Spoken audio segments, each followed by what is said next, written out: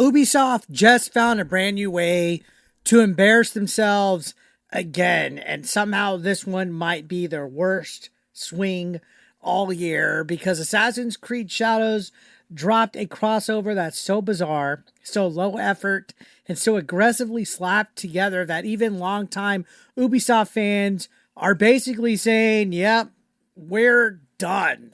Today we're breaking down why the Attack on Titan event is getting absolutely obliterated online, why it exposes Ubisoft's biggest and most glaring problems, and why this might actually signal something much worse for the company's future, guys. If you enjoy this content, make sure you click the links down below in the description to check out where I'm at, everywhere else, Rumble, Discord, Patreon, you name it. It's all down there. Don't forget to hit that like button. So let's talk about this, which is the crossover nobody wanted. Ubisoft has been struggling for years, especially this last year or two. We've been totally bullying them on the channel to the point where they kicked me out of the Ubisoft Creators Program, but that's a whole different rant. But this latest move feels like the moment they just stopped pretending to care. Like, they don't even care anymore, guys. Assassin's Creed Shadows has already been slammed for its historical inaccuracies, and now they've been given a Attack on Titan crossover that's so low quality that players thought it was a joke. And looking from all the clips and stuff, it's pretty fucking hilarious, guys. This isn't exaggerated. It's not hyperbole. People genuinely thought this was some kind of weird fan mod. And the criticism for this Attack on Titan event is brutal. There's no actual Titan events. There's horrible cutscenes. There's clunky climbing sequences. And then there's a pop-up at the end telling you to buy the outfit for $20. So it's basically a commercial for a microtransaction. That's right, guys. Your reward for completing the quest is a link to the Assassin's Creed Shadows storefront. At this point, EA's even got to be looking at them like, damn. Because EA is neck and neck with Ubisoft for microtransaction king, guys. Now, let's talk about this quest line. It's only available for a limited time, guys. I think there's about a month window. So you would think Ubisoft would polish it, right? Well, no, not even close. Players are calling it the lowest effort Ubisoft quest ever made, that it's nightmare fuel, that it's worse than the Golem game, which, holy cow, is that even possible? And then it's 30 minutes of life that you'll never get back. And the Titan fight, you don't even fight it. You run away until it falls into a hole, and that's it for the entire climax of the quest line.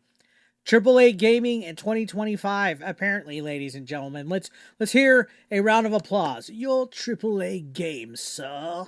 So why did Ubisoft even do this? We talked about it the other day, actually, in a video. This screams of desperation. Ubisoft is desperate. They spent years pushing historical accuracy as their brand, especially when it comes to Assassin's Creed Shadows, even bragging about working with historians for this game. Yasuke historians, Japanese historians, you name it. They were gaslighting a lot of critics about this because we had complaints, we had concerns, we had criticism that we brought up, and they gaslit us into saying that this would be historically accurate and that we're crying about Yasuke. We were led to believe that this would be historically accurate. Now we're suddenly in 1700s Japan with anime ODM gear and giant titans like it's Fortnite. Now, it doesn't make sense, but here's a theory that could make sense about it. This crossover was meant for X-Defiant. Remember that? The Call of Duty killer? That game was supposed to compete with Call of Duty. Ubisoft definitely had crossover contracts planned for it, but X-Defiant died in less than a year, and Ubisoft likely still owed someone a deliverable, right? Hey, we owe you this. So they crammed it into Assassin's Creed Shadows, which is the only major Ubisoft title that even still has a life. Barely any. It's on life support, but it's still there, right? Especially with the holiday season coming on us. I think it just had a Black Friday sale where it's like a huge percentage off. They're relying on people buying the game and then buying DLC. This crossover, though, is a symptom of a much bigger problem in the gaming industry. Ubisoft is burning every ounce of goodwill they had left with their consumers, guys. Remember, we had Skull and Bones, which was marketed as a quadruple A, and it launched without swimming in the game, a pirate game without swimming. X-Defiant dead in less than a year. We had Star Wars Outlaws, which was Ubisoft's biggest marketing budget ever, and it still underperformed with the Star Wars license. Wow, is that even achievable? I know Star Wars has kind of went down the hill since Disney bought it, but it underperformed big. And then Assassin's Creed Shadows reportedly had the highest budget of the modern Assassin's Creed games, but it also was the worst selling based on leaks, even though they will gaslight you and tell you that it was the best performing Assassin's Creed ever and all this crap. Don't buy into it, guys. Ubisoft refuses to share sales numbers, and to me, that's always a red flag. Now they're striking down criticism on Twitter about this. Apparently, they're taking down anybody posting the videos of this Attack on Titan event. They're like DMCA takedowning it, which to me, again, that's a red flag. That's a way to silence criticism. I don't know. It doesn't look good, Ubisoft. So I have no clue, guys, but Ubisoft's shenanigans are getting old, okay? The microtransaction excuse that they're trying to hide behind, it's getting old. Ubisoft executives recently doubled down on the idea that microtransactions are necessary in games, that single player games are more fun with them. You hear that? Single player games are more fun with microtransactions, and that gamers should get comfortable never owning their games.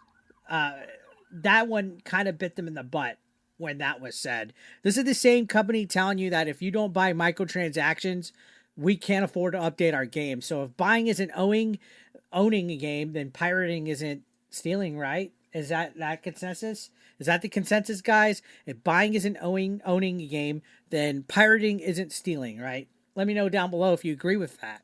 So can Ubisoft turn it around? Yeah, I think Ubisoft could still turn it around, but the issue is, will they? Will they?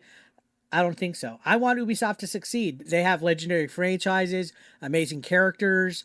Some of the most ambitious ideas in gaming history have come through Ubisoft. But when this is what they release with Assassin's Creed Shadows, which is broken updates, cash grab crossovers, unfinished content, it's hard to believe things are going to improve anytime soon with this company unless they get bought out by Tencent, which that's another rumor going on. If this Attack on Titan crossover represents the new Ubisoft, though, they're in serious trouble. I don't know, guys. I'm going to keep watching this. I'm going to keep covering everything that Ubisoft does, good or bad. So if you're not subscribed, hit that button. Make sure you hit that like so this video gets shared out. Before we go, though, I want to hear your thoughts. If you've played this, if you played this Attack on Titan crossover event, what are your thoughts of this? Is it every bit as retarded as we're being led to believe? Because, man, this looks bad.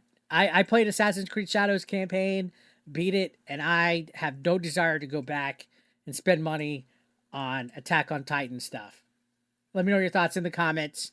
I'll see you on the next one, guys. Thank you so much for watching.